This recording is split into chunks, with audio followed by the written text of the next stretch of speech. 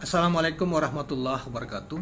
Kawan-kawan sekalian, kembali kita berjumpa di Jejak Semesta 65. Saya berharap bahwa kita semua dalam keadaan sehat walafiat, semoga selalu dalam lindungan Tuhan Yang Maha Kuasa.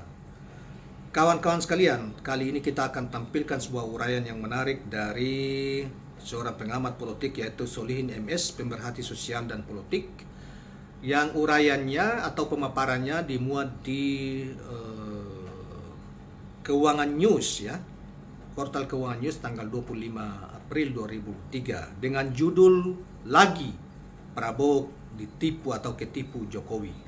Nah, saudara sekalian, ini mungkin terkait dengan ini reaksi kenyataan terkait dengan fenomena perkembangan politik terutama di Pilpres, yang sebelumnya orang semua mengira, para analis bahwa masyarakat secara umum juga mungkin mengira bahwa Prabowo akan di-endorse oleh Jokowi dan bahkan dia lebih dipercaya untuk menggantikan Jokowi karena Jokowi mempersiapkan sana dengan beberapa manuver, diantaranya upaya untuk membentuk koalisi besar partai-partai yang pernah pada tanggal berapa pada bulan Ramadan itu mencoba untuk Jokowi datang ke situ ke kantor PAN, kemudian mengumpul bersama 5 ketua partai politik, ya, minus PDIP katanya diundang cuma karena Ibu Mega waktu di luar negeri, kemudian minus partai lainnya, Nasdem, ya, sebagai partai pemerintah yang tidak ikut serta tidak dijajah ke situ karena mereka telah mencalonkan ininya.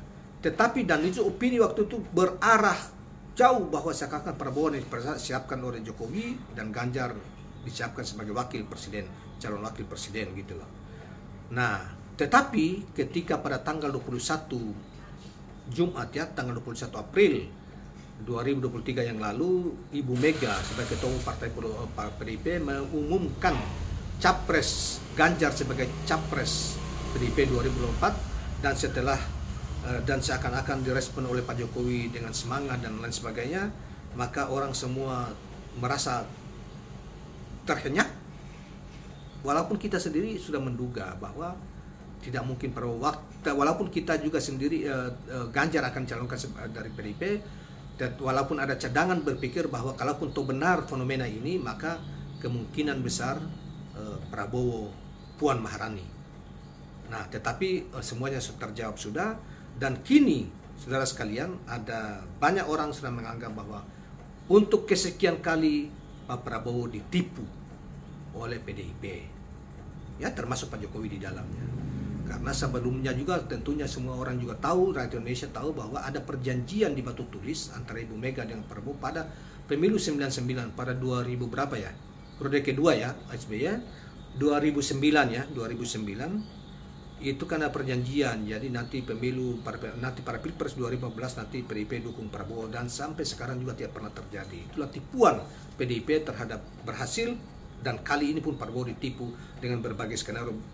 Tapi menurut saya bukan cuma Prabowo yang ditipu, tetapi ada beberapa juga yang ditipu, termasuk Erlangga Hartarto ketua Golkar, ya, kemudian Erick Thohir, ya, kemudian ada juga yang lain-lain lah yang selama ini. Nah, sekarang terbuka semua. Sekarang terserah mereka semua, pragmatis atau punya idealisme, ataukah masih tetap bergabung dengan PDIP, karena kelihatan PDIP ini para oligarki ekonomi ini memang sebagian besar berada di PDIP dan siap selalu memenangkan PDIP, dan tentunya ada alasan kenapa mereka yang cukong-cukong ini semuanya berada di bawah ketiak yang disebut oligarki itu, berada lebih dekat dengan PDIP daripada misalnya yang lain, ya. PDIP dan biayai PDIP karena isi PDIP, ya, ada satu survei mengatakan bahwa 49% dari pendukung PDIP itu bukan Muslim, artinya berasal dari keyakinan agama lain, itu 49%, yang sisanya ada Islam, gitu. Jadi Islam 51%. Nah, dan di dalamnya tentunya juga kita tahu bahwa di dalam PDIP adalah di bawah Jokowi ini juga pemihakannya terhadap mantan-mantan PKI juga cukup jelas, ya.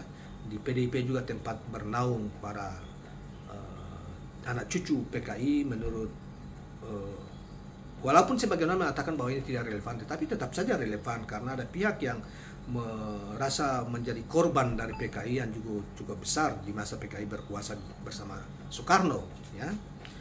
Nah, baiklah kawan-kawan sekalian, dengan ini kita coba untuk lanjut ya, untuk membacakan apa uraian dan paparan dari Solihin MS ini. Prabowo mau jadi cawapres Ganjar, Jokowi sedang bergerilya merayu Prabowo untuk jadi cawapres Ganjar. Jokowi lupa sudah mem-PHP Prabowo jadi capres dengan dukungan koalisi besar. Jokowi tetaplah Jokowi, the king of lip service. Ya, the king of lip service adalah raja pembohong. Jadi Jokowi itu adalah Jokowi, menurut penulisan ini bahwa the king of lip service ya dibilang the king, raja pembohong. Menurut Solihin ini Jokowi adalah raja pembohong gitu. Nah, mohon maaf ya, ini kita harus terjemahkan supaya dia juga ini ya. Akankah Prabowo tertipu oleh Jokowi dan benar-benar kehilangan idealisme dan nasionalisme, serta akan mengabaikan nilai kejujuran, kebenaran, moralitas, dan etika seperti ini? Jika ini terjadi, pemilu 2024 dipastikan bakal kelam dan kecurangan akan menguasai pemilu 2024. Bila jadi paslonnya hanya dua, Ganjar Prabowo dan Anies Ahaye, tragedi kecurangan pemilu 2019 akan berulang. Ya, itu tergantung. Kalau rakyat diam, jadi sebetulnya untuk melawan kecurangan yang dilakukan rejim, rakyat harus melawan. Walaupun dengan tangan kosong, turun jutaan orang itu mereka sudah berani. Tapi kalau hanya turun 100-200 orang, ini kan sekarang ini kan orang seakan-akan bersekongkol, yang penting ada uang. Maka partai-partai seperti partai buruh ya, yang ini ya cenderung mendukung Ganjar karena uang. Padahal selama ini Ganjar seluruh Indonesia yang bisa menaikkan UMP atau gaji dari para buruh itu kan cuma DKI. Anies yang berjuang habis-habisan selalu untuk memperhatikan nasib buruh. Tetapi pada pemilu ya mereka, para pimpinan buruh ini menjual kaum buruh untuk kepentingan mereka sendiri, untuk uang. Maka kecenderungan Said Iqbal dan apa-apa untuk mendukung Ganjar, menguji-muji Ganjar itu karena juga uang. Karena oligarki ini ada di sana, uang ini dikuasai para oligarki yang ada di lingkaran. Yang mereka merapat ke PDIP, diduga merapat ke PDIP dan Ganjar ini. Tidak ada gunanya jika hanya dua paslon, cuma sandiwara saja, karena perolehan suara bisa dibalik. Pemilu hanya sandiwara, sebaliknya dilakukan people power. Jika memang Anies didukung rakyat bukan Omdo, harusnya mendukung Anies mau turun ke jalan. Tidak ada artinya banyak dukungan jika Anies tidak bisa menang. Semoga Prabowo tetap teguh dengan jiwa korsah dan nasionalisme, sehingga paslon capres tetap 3 calon. Harapan Prabowo nyapres dari Gerindra untuk dapat dukungan Jokowi dan koalisi besar. Partai-partai pro Jokowi hampir dipastikan ambyar. Pasalnya dengan dipercapresannya Ganjar oleh PDIP, hampir dipastikan Jokowi akan mendukung Ganjar. Selain karena Ganjar sebagai calon yang memiliki kesamaan visi, misi, karakter, dan sesama boneka oligarki, Taipan juga baik Ganjar maupun Jokowi sama-sama kader PDIP. Walaupun Prabowo selama ini sudah rela nyebong dalam pertanda petik, nyebong dan masuk IQ 200 sekolah, istilah Rocky Gerung. Tapi bagi Jokowi, Prabowo masih ada sekat yang mengganjal secara batiniah, walaupun secara lahir tampak akrab, tapi keakraban keduanya dianggap semu. Belum terbentuk simetri yang rekat dan solid. Tidak bisa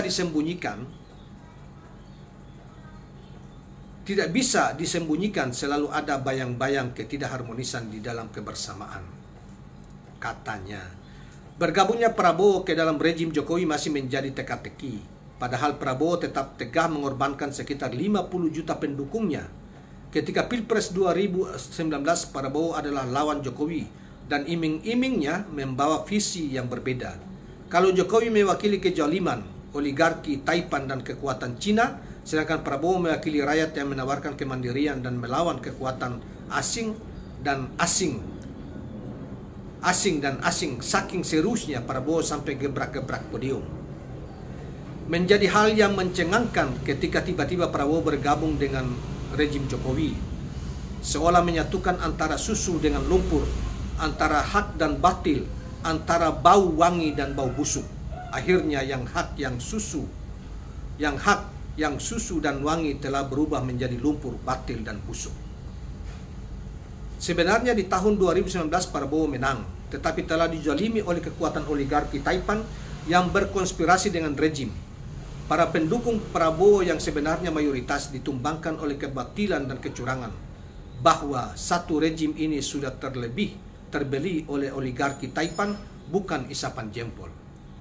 Di tengah-tengah rasa bersalahnya Jokowi terhadap Prabowo, seolah-olah Jokowi akan mendukung Prabowo, tapi sifat tamak dan culasnya Jokowi tidak mampu ditutup-tutupi dengan sikap kepura-puraan jadi orang baik. Sifat aslinya akan selalu muncul di Pilpres 2024 ketika Prabowo seolah sudah meleburkan diri menjadi bagian dari rejim Jokowi dengan harapan dapat dukungan Jokowi dan oligarki Taipan. Sepertinya harapan itu akan tetap jadi harapan ketika Prabowo menghadapi kenyataan pahit.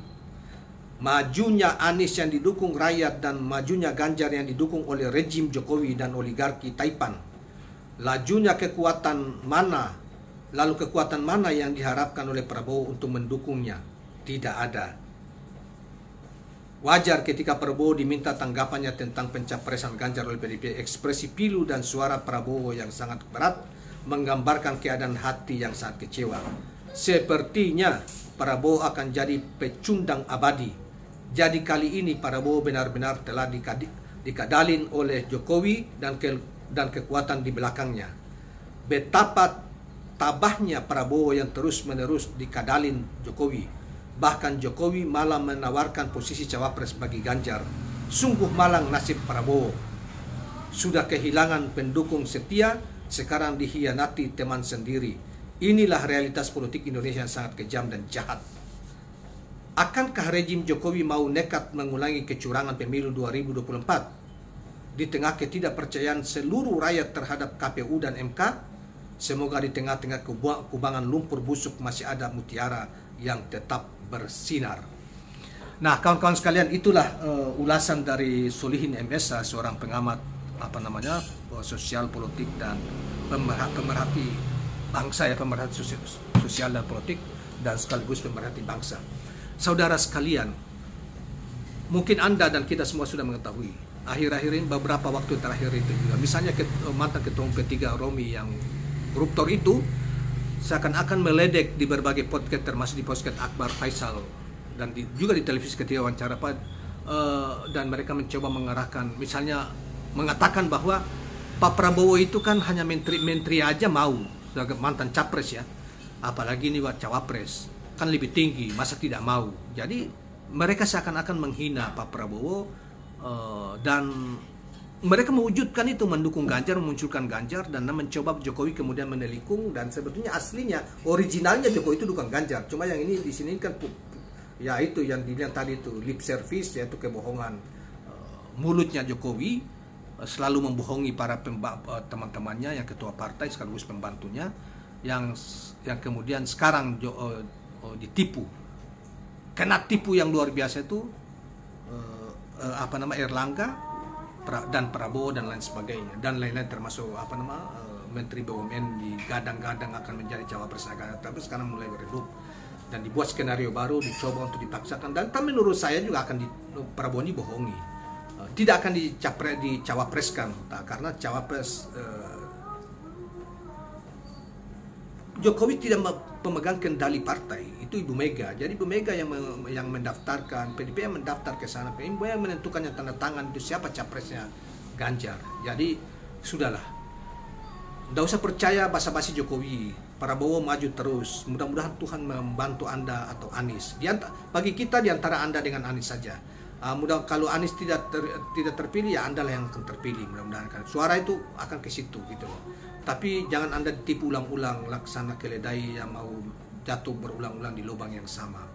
Janganlah, ya. Kita sudah tahu kok negara ini lagi susah. Negara ini gadaikan kepada kelompok orang yang mereka tidak punya nasionalisme untuk kepentingan rakyat, untuk kepentingan kekayaan, mencari kekayaan bagi mereka sendiri yang disebut sebagai oligarki, dan mereka adalah bahkan juga dari Tiongkok. Negara ini juga sudah digadaikan dengan membebaskan para investor Tiongkok 30 tahun pajak di sektor nikel dan pertambangan. Itu yang dilakukan oleh Jokowi. Ya, dan mereka dengan seluruh sumber daya negara diarahkan kepada mereka untuk lindungi mereka, mengkeruk kekayaan sumber daya nasional kita. Dan mudah-mudahan dan sekali lagi hanya rakyat yang harus melawan kalau di sana ketidakadilan dan menimpa mereka. Hanya kita yang bisa merubah diri kita. Jadi kalau Anda memprotes, protes turun bersama ramai-ramai berjuta-juta orang, lawan mereka. Pada saatnya kalau suatu situasi dianggap itu tidak adil, tidak jujur, atau menginjak-injak harkat dan martabat bangsa ini, sudah keterlaluan. Pada saat ketika kalau pemilu berlaku tidak jujur, tidak adil, maka kita harus kawal suara kita untuk menentukan siapa pemimpin terbaik bangsa ini di masa akan datang. Demikian kawan-kawan sekalian, mudah-mudahan bermanfaat. Jangan lupa subscribe, like, dan share channel ini. Assalamualaikum warahmatullahi wabarakatuh.